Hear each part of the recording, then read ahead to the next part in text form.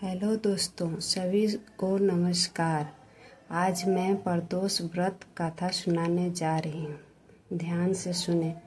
प्राचीन काल में एक गरीब पुजारी हुआ करता था। उस पुजारी की मृत्यु के बाद उसकी विधवा पत्नी अपने भरण पोषण के लिए पुत्र को साथ लेकर भीख मांगती हुई शाम तक घर वापस आती थी।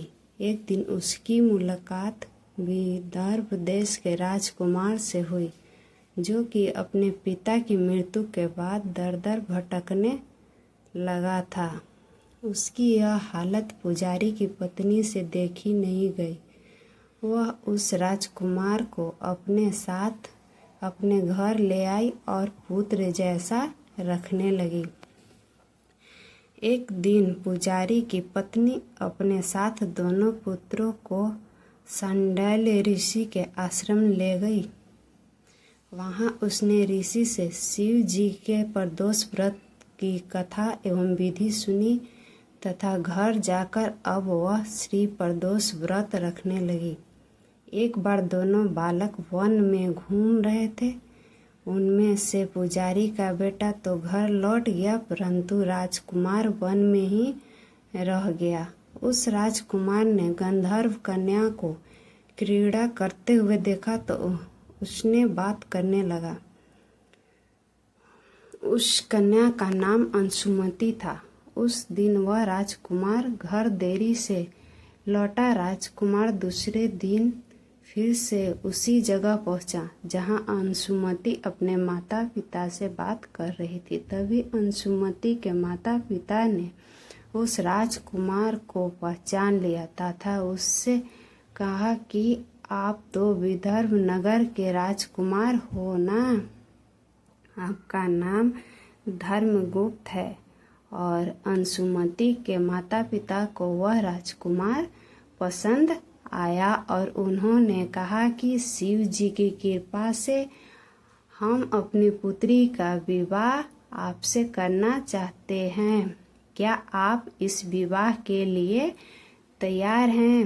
राजकुमार ने अपनी स्वीकृति दे दी तो उन दोनों का विवाह संपन्न हुआ। बाद में राजकुमार ने गंधर्व की विशाल सेना के साथ विदर्भ पर हमला किया और घमासान युद्ध कर विजय प्राप्त की तथा पत्नी के साथ राज करने लगा।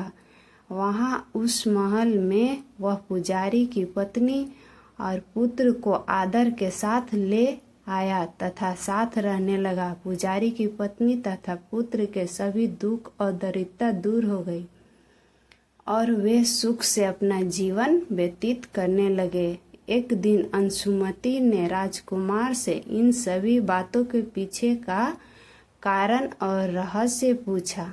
तब राजकुमार ने अंशुमति को अपने जीवन की पूरी बात बताई और साथ ही प्रदोष व्रत का महत्व और व्रत से प्राप्त फल से भी अवगत कराया।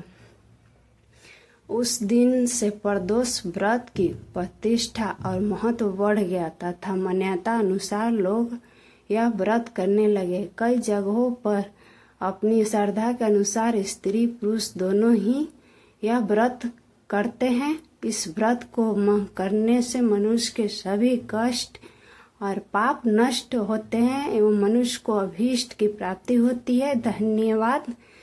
लाइक करें, सब्सक्राइब करें।